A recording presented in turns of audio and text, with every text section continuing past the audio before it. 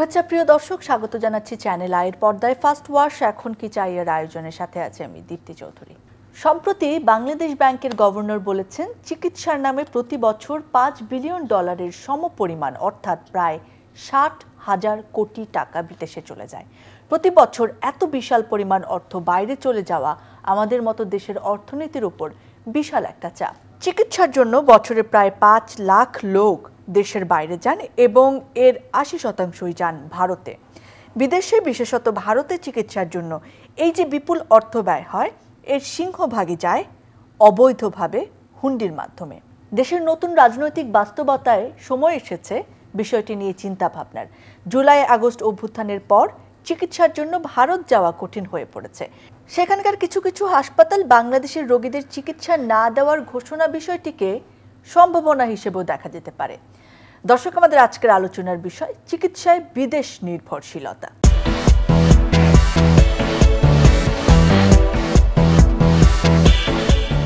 এ বিষয়ে কথা বলার জন্য আজকে আমাদের সঙ্গে দুজন অতিথি উপস্থিত রয়েছেন। আমাদের সঙ্গে রয়েছেন ডাক্তার জহিরুল ইসলাম শাকিল, সহকারী অধ্যাপক, জাতীয় বক্ষব্যাধি ইনস্টিটিউট ও হাসপাতাল, মহাখালী। আমাদের সঙ্গে রয়েছেন হসপিটাল ব্যবস্থাপনা বিশেষজ্ঞ জনাব ডাক্তার দবির উদ্দিন আহমেদ। আপনাদের দুজনকে স্বাগত জানাচ্ছি, অনেক ধন্যবাদ আমাদের সময় দেওয়ার জন্য। আমি একটু ডাক্তার জহিরুল ইসলাম শাকিল আপনাকে দিয়ে শুরু করতে চাই। অনেক বড় লোক রয়েছেন যারা আসলে একটু কিছু হলেই বিদেশ চলে যান কিংবা বিদেশ গেলে ডাক্তার দেখাবো এরকম দেখান। এছাড়া আসলে আমাদের কোন কোন রোগীরা বিদেশ যান, কোন কোন রোগের চিকিৎসা নেওয়ার জন্য? বিদেশ নির্ভর চিকিৎসা বাংলাদেশে একটি অনেক দিন ধরে চলে আসছে। এটার অনেক কিছু দিক আছে। আপনি যেটা বললেন যে যারা বিত্তবান তারা বিদেশ যায়, এছাড়াও কিছু কিছু রোগ আছে যারা আস্থাহীনতার অভাবের জন্য বিদেশ যায়। তার মধ্যে একটি আছে ক্যান্সার, নিউরোসার্জারি, এছাড়াও অর্থোপেডিক্স, এছাড়াও কিছু লিভার বিশেষজ্ঞ মানে লিভারজনিত রোগগুলোতে তারা বিদেশ যায়। আর আরেকটি যেটা আছে সেটা হলো মেডিকেল ট্যুরিজম নামে একটি কথা নতুন চালু হয়েছে, যে বিদেশে গেলাম, বিদেশ থেকে যে আমার শারীরিক চিকিৎসার জন্য শারীরিক পরীক্ষার জন্য একটা পরীক্ষা করে আসলাম, যেটাকে মেডিকেল চেক আপ বলা হয়। এবং ম্যাক্সিমাম রোগী বিদেশ যারা বিত্তমান তারা বিদেশে এই মেডিকেল চেক আপের নামে বিদেশ যায় এবং তারা সাথে সেখানকার একটু বিভিন্ন পর্যটন এরিয়া ঘুরে আসলো, প্লাস বাংলাদেশি টাকাগুলো বিদেশে খরচ করে একটি বাংলাদেশের অর্থনীতির উপর একটি বিশেষ চাপ সৃষ্টি করার জন্য তারা ঘুরে আসে। এছাড়াও বাংলাদেশের যে উন্নত চিকিৎসাগুলো আছে সেগুলোর জন্য লিভার ট্রান্সপ্লান্ট একটা আছে, যেটা বাংলাদেশে এখনও ওইভাবে চালু হয়নি। সেটার জন্য অনেকে যায়, কিন্তু সেটা হলো টার্মিনাল এজ, যেটা সংখ্যাও নিশ্চয়ই এত বেশি, সেটার সংখ্যা মানে খুব বেশি না। তবে আপেক্ষিকভাবে যেই কারণে বিদেশ যাওয়া হয় সেটার জন্য আসলে কোনো যুক্তি কারণ আছে বলে আমি মনে করি না। ডাক্তার দবির উদ্দিন আহমেদ, আপনার কাছে আসতে যাচ্ছি। যে রোগগুলোর কথা আসলে ডাক্তার শাকিল বললেন, সেগুলোর বেশিরভাগেরই কিন্তু বিশেষায়িত চিকিৎসা সেবার হসপিটাল বলেন কিংবা ব্যবস্থা বলেন আমাদের এখানে রয়েছে, ক্যান্সার, কিডনি, নিউরো, অর্থোপেডিক।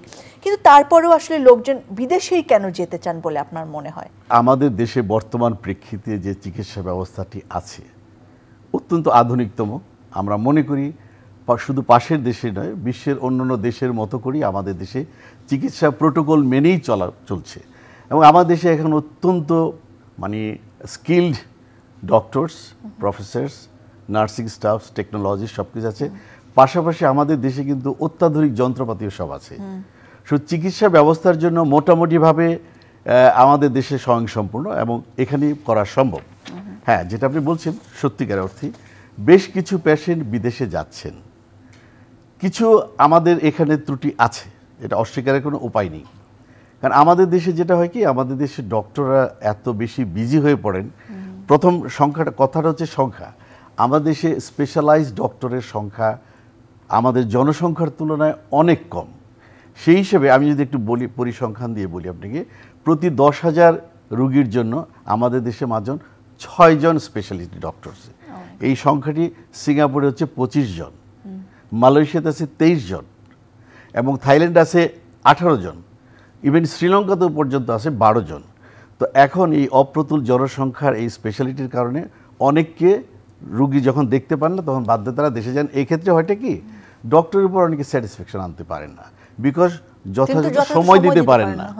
দুটো কারণ, দুটো সময় দিতে পারেন না। এট দ্য সেম টাইম আমাদের কিছু কিছু ডক্টর, সব হয়তো বলা ঠিক হবে না, রুগীর সাথে কমিউনিকেশন করতে পারছে না ঠিক মতো।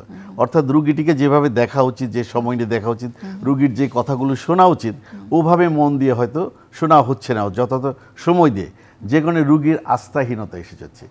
আরেকটা হচ্ছে আমাদের কিছু কিছু ডায়াগনস্টিক সেন্টারের ত্রুটিপূর্ণ রিপোর্টিং যদি হয়ে থাকে, ল্যাব বাই ল্যাব দেখা গেলে ভিন্নতা পাওয়া যায়, মানুষের কনফিডেন্স হারিয়ে ফেলে। অ্যাট দ্য সেম টাইম আমাদের দেশে একটা নেগেটিভ প্রপাগান্ডা আছে, যখনই কোনো হাসপাতালের ছোটোখাটো কোনো ভুল ত্রুটি ধরা পড়লো, ওখানে চড়াও হয়ে গেল, মিডিয়া জগতে তুলকালাম শুরু হয়ে গেল, এটা হয়েছে এটা। অথচ যেই লোকটি বাইরে চলে যাচ্ছে, উনি যে ভুল ট্রিটমেন্টের শিকার হয়ে কত রকমভাবে ডেড বডি নিয়ে আসতেছে, এটা কিন্তু কেউ জানি না। সো এই জায়গায় আমাদের একটা গ্যাপ রয়ে গেছে, আমাদের এই জায়গাগুলো উন্নত করতে হবে। উপরন্তু একটু বলতে হয়, স্বাস্থ্য খাতে আমাদের যে ব্যয়, সেটা কি আমাদের কি মানে যথাযোগ্যভাবে সেটা করা হচ্ছে? এবং আমাদের দেশে যেভাবে ট্রেনিং হওয়া দরকার, যে ধরনের ভাবে আমাদের দেশের চিকিৎসা ব্যবস্থাকে মনিটরিং করা দরকার, সেই মনিটরিংটা কিন্তু সেভাবে হচ্ছে না। এবং আপনার কথা আরেকটা গুরুত্বপূর্ণ জায়গা আসলে মেডিকেল শিক্ষার জায়গাটাতে, যেহেতু আমাদের এত ডাক্তার আসলে দরকার, আমরা কি আসলে এটাকে আরো সহজ করছি নাকি কঠিন করছি? মানে একটা বেসরকারি মেডিকেলে পড়াতে গেলে কি পরিমাণ অর্থের দরকার হয় সেটা আমরা সকলে জানি। মেডিকেল সরকারিগুলোর সংখ্যাও সেরকম নেই। আবার তাদেরকে আমরা একদম ওয়ার্ল্ড ক্লাস শিক্ষা দিতে পারছি কিনা সেটারও কমিউনিকেশনের জায়গায় নিশ্চয়ই একটা প্রশ্ন আসবে। ডাক্তার শাকিল, আমরা কি আসলে সরকারিভাবে সেগুলোতে যথাযথ পদক্ষেপ নিতে পেরেছে এতদিন? আমাদের আসলে পরিকল্পনার অভাব। আমরা আমাদের মেডিকেল শিক্ষা, মেডিকেল সেক্টরের hospital, private hospital, government hospital, এটার মধ্যে কোনো সমন্বয় নেই। আজকে অ্যাপোলো, ইউনাইটেড হাসপাতাল প্রাইভেট লেভেলে যেরকম আছে, আপনি যদি চিন্তা করেন, গ্রামেও কিন্তু এরকম অনেক ডায়াগনস্টিক সেন্টার আছে যেগুলোর কোনো লাইসেন্স নেই, কোনো মান নেই। এখন যদি সেই গ্রামের থেকে একটা রিপোর্ট নিয়ে এসে ঢাকায় যখন দেখবে সেই রিপোর্টের সাথে ঢাকায় কোনো ইনভেস্টিগেশন করলে মিল হয় না, তখন এটার জন্য কোনো ইনভেস্টিগেশন হয় না। সুতরাং প্রত্যেকটা জায়গার জন্য একটা স্ট্যান্ডার্ড তৈরি করতে হবে। আজকে আমাদের ঢাকা শহরে যেরকম স্ট্যান্ডার্ড ল্যাবরেটরি হবে, থানা পর্যায়েও স্ট্যান্ডার্ড ওরকম একটা ল্যাবরেটরি হইতে হবে, নতুবা ডায়াগনোসিস হবে না রুগী। যদি ডায়াগনোসিস না হয়, রুগীর চিকিৎসা হবে না। আর আপনি এখন জানেন যে বর্তমান চিকিৎসাটা হইল এভিডেন্স বেস। ইনভেস্টিগেশনে যা পাওয়া যাবে সেই অনুযায়ী চিকিৎসা দেওয়া হবে। একজন চিকিৎসক রুগীকে দেখে যতটুকু ডায়াগনোসিস করা যায়, ইনভেস্টিগেশনের পরে সেই ডায়াগনোসিসটা করা যায়। এখন যদি ইনভেস্টিগেশনে যদি ভুল ডায়াগনোসিস হয়, চিকিৎসা ভুল হবে। আপনি কোনোদিন সেটা রাইট চিকিৎসা আশা করতে পারেন না। এবং আমাদের দেশের ম্যাক্সিমাম কমপ্লেনগুলো হলো ডায়াগনোসিস এবং ইনভেস্টিগেশন নিয়ে। আজকে আপনি একই স্যাম্পল নিয়ে যদি কোনো 3-4টা জায়গায় দেওয়া হয়, ভেরিয়েশন হবেই। এই জিনিসগুলো স্ট্যান্ডার্ড অবশ্যই মেনটেন করতে হবে। আর আরেকটা যেটা বললেন, প্রাইভেট সেক্টরের চিকিৎসক তৈরিতে আমাদের অনেক চিকিৎসক দরকার, অনেক বিশেষজ্ঞ চিকিৎসক দরকার। এখন আমরা বিশেষজ্ঞ চিকিৎসক তৈরি করতে গিয়ে যদি আমরা তাড়াহুড়া করি, তাহলে আমাদের বিশেষজ্ঞ চিকিৎসক তৈরি হবে না। আমাদের একটা চিকিৎসক, ভালো চিকিৎসক তৈরি হতে হলে তার নর্মাল MBBS পাস করার পর পোস্ট গ্রাজুয়েশন ডিগ্রি নিতে হবে, তার ক্লিনিক্যাল আই ডেভেলপ করার জন্য তার কাজ করতে হবে, তারপর একজন চিকিৎসা হবে। সেটা সময় সাপেক্ষ। এর জন্য যেটা করতে হবে, আমাদের যে বর্তমান মেডিকেল কলেজগুলো আছে, সেটা সরকারি বলেন, প্রাইভেট বলেন, সেটাকে অবশ্যই মানসম্মত চিকিৎসা ব্যবস্থা অনুযায়ী সাজাতে হবে।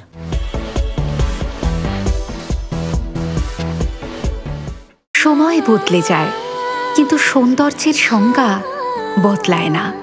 রূপ বদলে যায়, কিন্তু আভিজাত্যের মানে একই থেকে যায়। ঐতিহ্য যখন আপন করে নেয় আধুনিকতাকে, তখন সৌন্দর্য ঠিকই খুঁজে নেয় স্যান্ডেলিনাকে। স্মরণের ছয় তোমার উপমায় বদলে দিলে যে আমার। স্যান্ডেলিনা সো, রূপচর্চায় আভিজাত্য। বাইরের থেকে চিকিৎসক আনার কি কোনো ব্যবস্থা করা যেতে পারে সেক্ষেত্রে? বাইরের থেকে চিকিৎসক আনার ব্যাপারে অনেক আগে আলোচনা হয়েছে। এটা আসলে খুব বিতর্কিত বিষয়। কারণ আমরা যদি বাইরে থেকে চিকিৎসক আনতে যাই, তাহলে সব জায়গার থেকেই, অনেক জায়গা থেকে আছে যেখানে মানে আমলা থেকে শুরু করে আপনি বিভিন্ন সেক্টরের লোক আনতে হবে। আর চিকিৎসা ব্যবস্থা এরকম যে আপনি একদিনেই পারবেন না। আর বাংলাদেশের আর্থসামাজিক অবস্থায় যে কস্ট এফেক্টিভ বাইরে থেকে চিকিৎসক আনলে তাদের যেই ফ্যাসিলিটিস এবং যেই কস্ট বেনিফিট দিয়ে আমাদের দেশে চিকিৎসা দেওয়া হবে সেটা পারা যাবে না। আর বাংলাদেশ বিএমডিসির রুল অনুযায়ী তাদের আনতে হলে অবশ্যই একটা প্রসিডিউর মেনটেন করতে হয় এবং সেটা সরকারি সিদ্ধান্ত নিয়েই আসতে হবে। যদিও বাংলাদেশে বিভিন্ন জায়গায় বিভিন্ন আমাদের পার্শ্ববর্তী দেশ থেকে অনেক চিকিৎসক আসছেন, যেটা মানসম্মত তাদের কতটুকু মানসম্পন্ন চিকিৎসক সেটার ব্যাপারে কোশ্চেন দেখা দিয়েছে। সুতরাং যদি আনতে হয় তাহলে অবশ্যই সরকারি নীতিমালা অনুযায়ী তাদের সরকারি রুল মেনে আনা উচিত। শুধু প্রাইভেট সেক্টরকে ফ্লারিশ করার জন্য বা প্রাইভেট সেক্টরে বিশেষ সুবিধা দেওয়ার জন্য যদি আমরা এটা ডালাভাবে আনতে চাই তাহলে মনে করবো যে বাংলাদেশের চিকিৎসকটা এখন যেমন আমরা বলতেছি যে বাইরে চিকিৎসা নেওয়ার যেই অর্থনৈতিক ব্যাপারটা সেই জিনিসটা এখানেও চলে আসবে। অ্যাবসলিউটলি, সেটাও আসলে আমাদের জন্য লাভজনক হবে কিনা সেটা। ডক্টর দবিরউদ্দিন আহমেদ, আমাদের দেশের স্বাস্থ্যসেবার 60% আসলে বেসরকারি খাত থেকে আসে এবং হাসপাতালের শয্যা সংখ্যা, চিকিৎসক ও স্বাস্থ্যকর্মী 3/2 আসলে বেসরকারি খাত থেকে। সো বেসরকারি খাতের মানুষরাও কি আসলে অত বেশি উৎসাহী না সঠিক মানে উন্নত মানের চিকিৎসা দিতে, বিদেশের মানের চিকিৎসা দিতে, নাকি আমাদের কাছেও আছে কিন্তু তারপরেও বিদেশে যাওয়ার একটা টেন্ডেন্সি আমাদের তৈরি হয়েছে? সুন্দর একটি প্রশ্ন করেছেন। তার আগে আমি আগের প্রশ্নটা একটু যদি অ্যাড করতে চাই বিদেশি চিকিৎসক আনার ব্যাপারে। বিদেশি চিকিৎসক এনে আমাদের দেশে চিকিৎসা দেওয়ার জন্য নয়, বিদেশি চিকিৎসক যদি কোনো ট্রেনিং সেশন করতে চায়, চিকিৎসকদের ট্রেনিং দেওয়ার, আমাদের চিকিৎসকদের ট্রেনিংয়ের জন্য সরকারি পর্যায়ে যদি কোনো চিকিৎসককে বিদেশ থেকে আনা যায়, যে ফ্যাসিলিটিসটা আমাদের দেশে নেই, উনি যখন এইটাকে সার্কুলার করে কিছু ডক্টর ডেভেলপ করবেন সেটা আমাদের জন্য কাজে লাগবে। যেমন অনেক আজকাল রোবোটিক সার্জারি বলে, ল্যাপারোস্কোপিক সার্জারি বলে, ইনফার্টিলিটির অনেক সুযোগ সুবিধা আছে যেটা সব কিছু আমাদের দেশে এখনও নেই। কিডনি ট্রান্সপ্লান্টেশন হচ্ছে, বাট লিভার ট্রান্সপ্লান্টেশন ফ্যাসিলিটি ওরকম নেই। যদি সরকারিভাবে ওইরকম উদ্যোগ নেওয়া হয়, এবং হচ্ছে অনেক জায়গায় কিন্তু হয়েছে, সেটা সম্ভাবনা থাকছে। আর 2 নম্বর যেটা আপনি বলেন যে উদ্যোগের ব্যাপার, বড় বড় হাসপাতালগুলো ডেফিনেটলি তাদের নিজস্ব সক্রিয়তার মাধ্যমে তারা করতে পারছে, ভালো ডাক্তার রাখছে, স্পেশালিটি রাখছে। কিন্তু একটা জায়গায় কি, এই যে আমি যে কথা বললাম আপনাকে, মানুষের ক্রয় ক্ষমতার সাথে তো চিন্তা করতে হবে। আমাদের দেশে কয়জন পেশেন্ট ওই লেভেলের চিকিৎসায় যেতে পারছেন? যারা গ্রামে গঞ্জে উপজেলাতে মোটামুটি বলা চলে 80% লোক দরিদ্র সীমার মধ্যে অথবা উপরের দিকে ওঠার জন্য গ্রামে গঞ্জে বাস করছে, তাদের পক্ষে কি ঢাকা এসে যে কোনো একটা হাসপাতালে চিকিৎসা নেওয়া সম্ভব? Very difficult. সো আমরা যদি বলি development for the private hospital, সেটা হবে মুষ্টিমেয় কিছু লোকের জন্য। কিন্তু আমাদের যদি জনগোষ্ঠীর কথা চিন্তা করতে হয়, তাহলে কি সরকারকেই উদ্যোগ নিতে হবে। পিপিপি যেটা বলা হয়ে থাকে, প্রাইভেট পার্টনারশিপের মাধ্যমে উপজেলা লেভেলগুলোতে, ডিস্ট্রিক্ট লেভেলগুলোতে ওইভাবে হেলথ সেন্টারটাকে পৌঁছাতে হবে যেখানে নাকি সব রকমের ফ্যাসিলিটিস থাকবে। শুধু কমপ্লিকেটেড টার্সিয়ারি পেশেন্টগুলোর জন্য ঢাকা আসতে হবে। আমি সত্যিকার আমি অনেকগুলো বড় বড় হাসপাতালে আমি মেডিকেল সার্ভিস ডিরেক্টরের কাজ করেছি, তো আমি সেখানে দেখেছি ভালো কিছু হাসপাতাল আছে। চিটাগং বলেন, সিলেট বলেন, খুলনাতে বলেন, স্পেশালি সিলেট এবং চিটাগংয়ে এই পেশেন্টগুলো পর্যন্ত ওই সমস্ত হসপিটালগুলো বাদ দিয়ে ঢাকাতে আসছে। ইভেন যদি নাম করে বলতে হয়, বড় বড় হাসপাতাল ল্যাবেইড, ইউনাইটেড, এভারকেয়ার, এই সমস্ত হসপিটালগুলোর ব্রাঞ্চ এখন অন্য অন্য জায়গায় আছে, ইম্পেরিয়াল হসপিটাল, কিন্তু পেশেন্ট ওখানে চিকিৎসা নিচ্ছে না, আসছে কনফিডেন্সের অভাব। বিকজ ভালো ডাক্তারগুলো ওখানে খুব একটা যান না, তারা সবাই ঢাকা বেসড। সরকারকে এটা মনিটর করতে হবে, ভাই তুমি এত বড় হসপিটাল করেছো, ভালো কিছু ফ্যাসিলিটি দিয়ে আরও ভালো ডক্টর ওখানে দাও, যাতে তাদেরকে ঢাকা না আসতে হয়। এই ঢাকামুখী প্রবণতাটা প্রিভেন্ট করতে হবে। আর ঢাকাতে যারা আছেন ওনারা তো সময় দিতে পারছেন না। কেন রুগী বিদেশ যাচ্ছে? বিকজ ডক্টর তো ওনার সাথে সরাসরি কথা বলার সুযোগ পাচ্ছেন না। আর নিয়ম অনুযায়ী এক একটা পেশেন্টকে একটা ডাক্তার দেখতে হলে মিনিমাম 15 to 20 মিনিট সময় দেওয়া দরকার। আমাদের এখানে লেস দ্যান 2 মিনিটস স্ট্যাটিস্টিক্স বলে। এবং আমাদের দেশের সব ডাক্তাররা সব রুগীর সব কথা শুনতে চান না। একটা প্রশ্ন যদি আরেকটু জিজ্ঞেস করা যায়, তাহলে আমি কখন খাবো, আমি কি তাহলে এটা করতে পারবো, যান ওখানে দেখাই নিয়ে আসেন। আমি সবার কথা বলছি না, আমাদের দেশে ভালো ডাক্তার আছে, ভালো ফ্যাসিলিটিস আছে এবং চিকিৎসা মান অনেক বেড়েছে। আপনি মনে করেন বাংলাদেশে যেভাবে কার্ডিওলজি, গাইনোকোলজি, ক্যান্সার পেশেন্ট চিকিৎসা হচ্ছে, এই রুগীগুলো বিদেশে গেলে হাজার হাজার, আপনি 50,000 কোটির কথা বলেন, আরও অনেক বেশি খরচ হতো। এই টাকাগুলো কিন্তু যাচ্ছে না। এখন বাংলাদেশে ভালো ভালো মানে অনেক চিকিৎসা আছে এখন, অনেক ডক্টর আছে এবং হচ্ছে তবে আশার কিছু কথা। আপনি নিজেও যেমনটি বলেন, আপনি যেহেতু হসপিটাল ব্যবস্থাপনার সঙ্গে জড়িত আছেন দীর্ঘদিন ধরে, আপনি নিজে একজন ডাক্তার, আমরা দেখি যে ডায়াগনস্টিক যে সেন্টারগুলো রয়েছে বা রিপোর্ট রয়েছে সেখানে নানা ভুল থাকার প্রমাণ পাওয়া যায়। যেমন আমি গ্রামে একটা জায়গায় করলাম, আপনিও এই কথা, ডাক্তার শাকিলও এই কথাটি বলছিলেন, ঢাকায় এসে দেখলাম আমি সেটা আর মিলছে না। কিংবা ধরেন একজন রোগীকে একই টাইমে 20-25 জন রোগীকে আসতে বলা হলো, দিন ধরে হয়তো অপেক্ষা করছেন তারা ডাক্তারের জন্য। এই ব্যবস্থাপনার দুর্বলতাগুলো আমরা কিভাবে দূর করতে পারি? এটা কিন্তু একটা বড় ডিসস্যাটিসফ্যাকশনের জায়গা। যে কথাটা আমরা বলছি আপনার টাইটেল হেডিং, কেন বিদেশে যাচ্ছি, দিজ আর দ্য রিজনস। কারণ ডায়াগনোসিস যদি ওয়ান্স দে হিয়ার যে ডায়াগনোসিসটা ঠিক হয় নাই বা 2 জায়গায় 2 রিপোর্ট আছে, উনি কি করে থাকবেন এখানে? He has to go. পরেরটাও যে ঠিক সেটা তো তিনি জানেন না।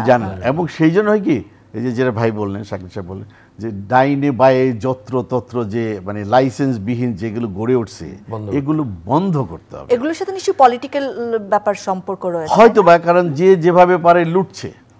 এর পূর্বের কথা বলতেছি, এখানে ঢালাও সাজাতে হবে। হসপিটালগুলো যারা করছেন তাদেরকে মানুষের কথা বিবেচনা করলে মানবিক হতে হবে। আমাদের কোনো হাসপাতালে ছোটোখাটো কিছু ত্রুটি হলে, আরে বাবা আমেরিকাতেও রোগী মারা যাচ্ছে, আমেরিকাতে তো 40% বলা হয়ে থাকে, কিছু কিছু ট্রিটমেন্ট দেওয়া হয়ে থাকে যেটা ভুল।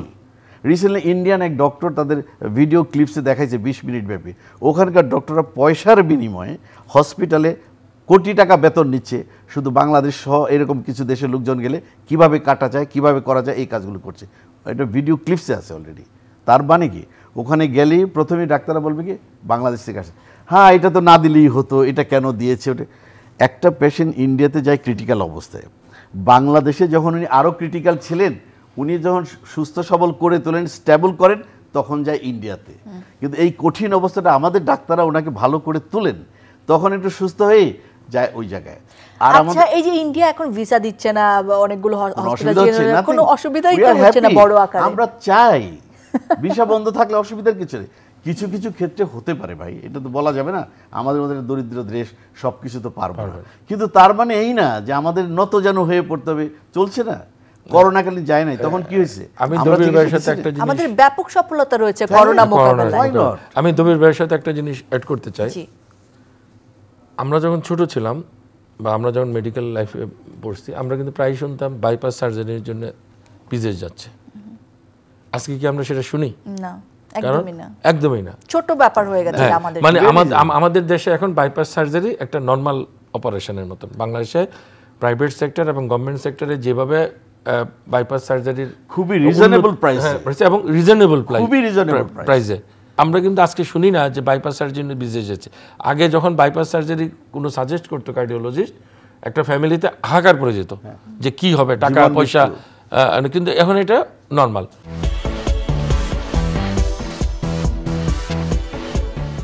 আমি যেখানে কাজ করি বক্ষব্যাধি, আগে যে কোনো বক্ষব্যাধির চেস্ট সার্জারি, ফুসফুসের সার্জারির জন্য বিদেশ যাওয়ার জন্য সাজেস্ট, কিন্তু এখন বাংলাদেশেই সেই সার্জারিগুলো হয়। তারপরে করোনার সময় যারা যেতে পারেনি, বাংলাদেশি করোনা ম্যানেজ করতে পারেনি, করতে পারছে। এবং আমি মনে করি বিশ্বের যে কোনো জায়গার থেকে বাংলাদেশে করোনা ম্যানেজমেন্টটা খুব ভালো ছিল, সেটা প্রমাণিত, এটা প্রমাণিত। এবং মানে ডেথ রেটও অনেক কম ছিল। এবং এটা আমাদের চিকিৎসকদের আন্তরিকতা, এত জনবহুল একটা দেশে, এটা ভাবা যায় না, জনবহুল দেশের। আর যে আস্থার জায়গা তৈরি করতে হবে। অ্যাবসলিউটলি। আমি সেই জায়গায় আসছিলাম যে আমাদের আসলে দুইটা জায়গায় কাজ করতে হবে। একটা হচ্ছে সক্ষমতা বাড়ানো, সেটা নিশ্চয়ই আসলে ধীরে ধীরে করতে হবে। আর আস্থা বাড়ানোর জায়গাটায় আমাদের সকলে মিলে কাজ করতে হবে। সেটা নিয়ে দুইজনের কাছে শুনে শেষ করব। এখন বাংলাদেশের চিকিৎসা ব্যবস্থা যতটুকু আছে ইন্টারন্যাশনাল স্ট্যান্ডার্ডে বলা যায় একদম বিশ্বের প্রথম শ্রেণীর দেশের মতন হয়তো না, কিন্তু স্ট্যান্ডার্ড। বাংলাদেশে আধুনিক যন্ত্রপাতি আছে এবং চিকিৎসকদের মানও অনেক ভালো, কিন্তু আমাদের আস্থার অভাব। আস্থাটা দ্বিপাক্ষিক। রুগীদের আস্থা কম ডাক্তারদের প্রতি, সেটার কারণে উনি বলছেন যে সময় দেয় না। কিন্তু একটা জিনিস চিন্তা করতে হবে, বাংলাদেশে প্রায় 20 কোটি মানুষের জন্য যে চিকিৎসক আছে, সেই চিকিৎসক সময় দিতে পারে না। আজকে প্রত্যেকটা মেডিকেল কলেজে বা প্রত্যেকটা হসপিটাল আপনি যখন যাবেন, আউটডোরে যেই প্রেশার, সে অনুযায়ী চিকিৎসক নেই। একটা আউটডোরে একজন ডাক্তারকে প্রতিদিন প্রায় 100 থেকে 150 রুগী দেখতে হয়। এটা হলো সরকারি হসপিটাল বলতেছি। প্রাইভেট সেক্টরে আমাদের রুগীদের আরেকটা প্রবণতা আছে, সেই প্রবণতাটা হলো আমি অমুক ডাক্তারকে দেখাইতেই হবে। আমরাও তো উদ্ভিদ পাই। আমি নিজে একজন ডাক্তার, আমাকে যখন বলে যে অমুক ডাক্তারের একটা অ্যাপয়েন্টমেন্ট করে দেন, সেটা রেসপিরেটরি মেডিসিনের হতে পারে অথবা আমার অন্য সাবজেক্টের হতে পারে, কিন্তু আমি যখন মিড ক্যাডারে একজনের সাজেস্ট করি যে উনি খুব ভালো, তখন উনি বলে যে একজন বড় ডাক্তার দেখালে ভালো হয় না। তখন আমি একটা খুব হাসতে সেটা করছি, সেটা কি বড় ডাক্তার কি উঁচা লম্বায় বড় না স্বাস্থ্যে বড়? আমাদের এই মেন্টালিটিগুলো ত্যাগ করতে হবে, কারণ আমাদের মিড ক্যাডারের যারা এখনও যারা আছে তারা কিন্তু সবাই সিনিয়র, তারা পোস্ট গ্রাজুয়েশন করে ডিগ্রি করেছে, তাদেরকে আমাদের দেখানোর মন মানসিক আসতে হবে, কারণ সবাই এখন শিক্ষা দীক্ষা মানে তারপর ট্রেনিংয়ে তারা অনেক উন্নত। সুতরাং তাদের প্রতি যদি আমরা আস্থা রাখতে পারি তাহলে চিকিৎসা ব্যবস্থা অনেক আগায় যাবে। নিশ্চয়ই ডাক্তার দবিরউদ্দিন, আস্থার জায়গায় যদি বলেন, আমি একটু শুধু শেয়ার করি যে আস্থার জায়গাটা কেন আসবে না। আমাদের দেশের এই ডক্টররা, আমি সহ, আমরা বিদেশে মিনিস্ট্রি অফ হেলথে কাজ করে আসছি। এই ডক্টররা, বাংলাদেশি ডক্টররা সারা পৃথিবীতে অত্যন্ত সুনামের সাথে কাজ করে, চিন্তাও করা যাবে না কি কি পজিশনে, ভাবলে অবাক লাগবে আর কি। তারপরে দেখেন, আমি ঢাকাতে বড় বড় প্রায় সবগুলো হাসপাতালে একটু ভালো পজিশনে আমি ছিলাম অ্যাডমিনিস্ট্রেশনে। এই মুহূর্তে আমি আশুলিয়া উইমেন অ্যান্ড চিলড্রেন হসপিটালের সিইও হিসেবে কাজ করছি, institute of women and child health ওখানে সিইও হিসেবে কাজ করছি। দেখেন, আশুলিয়ার মতো একটা গার্মেন্টস অধ্যুষিত জায়গায়, যেখানে একটা সময় টিন শেড বিল্ডিং আমরা কাজ করতে হতো অনেকে, এখন ওখানে 8 তলা বিল্ডিংয়ে বিশাল পরিসরে দুস্থ রোগীদের সেবা দেওয়া হচ্ছে ফিলান্থ্রপিকভাবে আর কি। এই জায়গাটাতে এখন ডায়ালাইসিস সেন্টার, যেটা কোনো কালে ছিল না, এখন এই সেন্টারে আইসিইউ আছে, এনআইসিইউ আছে। যেই পেশেন্টগুলো মনে করেন যে টাকা দিয়ে ওখানে চিকিৎসা নিতে পারছে না, আমরা ভর্তুকিতে সেগুলো দিচ্ছি। সারাদিন ল্যাপটপ, ফোন আর অফিসের কাজ। আমি চললাম, তুমি থাকো তোমার কাজ নিয়ে। হয়তো তোমারই জন্য হয়েছি যে প্রেমে বন্য। আমাদের মধ্যে এখনো প্রেম আছে, জানি তুমি অনন্য, তাই শুধু তোমাকেই চাই। জীবনের প্রতিটি মুহূর্ত হয়ে উঠুক স্পেশাল। ত্বকের যত্নে রোজ অয়েল এক্সট্রাক্ট এবং ময়শ্চারাইজার সমৃদ্ধ তিব্বত পমেড। এই পেশেন্টগুলো কিন্তু ঢাকা আসার কথা, আসতে হচ্ছে না, বিকজ তাদের আস্থার জায়গা হয়েছে, তারা বিশ্বাস করে। এবং এই জন্য ঢাকা থেকে বড় বড় রুগীরাও এখন আমাদের ওখানে আসার চেষ্টা করছে, বিকজ আর আমরা একটা জিনিস করছি, আমরা মানে এই স্বাভাবিক প্রসবে আমরা বেশি জোর দিচ্ছি। শহর কেন্দ্রিক হাসপাতালগুলোতে সিজারিয়ান সেকশনের উপর জোর দেওয়া হয়, কিছু বুঝতেই পারে না কি।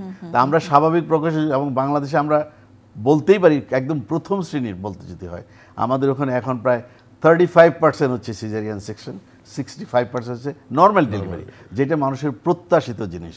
এবং আমরা এইভাবে যদি আস্থার জায়গা বানাতে পারি, তবেই কিন্তু আমাদের দেশের স্বাস্থ্য আমাদের কাজের মাধ্যমে ফল দেখায়, এবং পজিটিভ যে প্রচারণা সেটি আমাদেরকে জানাতে হবে মানুষকে। অনেক অনেক ধন্যবাদ আপনাদের দুইজনকে সময় দেওয়ার জন্য। আপনাদেরও ধন্যবাদ, দর্শকদেরও ধন্যবাদ আজকের অনুষ্ঠান শোনার জন্য। ধন্যবাদ প্রিয় দর্শক, আপনারা যারা সঙ্গে ছিলেন। বেশিরভাগ অসুখের উন্নত চিকিৎসা দেওয়ার সব রকম সুযোগ সুবিধা এবং সক্ষমতা আমাদের দেশে আছে। আমাদের দক্ষ, অভিজ্ঞ এবং খ্যাতিমান চিকিৎসকও রয়েছেন, তবে কমতি আছে সম্ভবত মনোযোগের এবং পেশাদারিত্বের। হয়তো আমাদের চিকিৎসকের সংখ্যা এতই রোগীর তুলনায় কম যে তারা আসলে মনোযোগ দিয়ে উঠতে পারেন না। কিন্তু আমাদের প্রাতিষ্ঠানিকভাবে আমাদের দক্ষতা যেমন বাড়াতে হবে, পাশাপাশি আমাদের আন্তরিকতা এবং বিশ্বাসের জায়গাটি যেন আমাদের চিকিৎসা ক্ষেত্রকে আরও এগিয়ে নিয়ে যায়, সেই চেষ্টাটা সকলের পক্ষ থেকে থাকুক। এই আহ্বান জানিয়ে আজকের আয়োজন শেষ করছি। আবার দেখা হবে, আবার কথা হবে।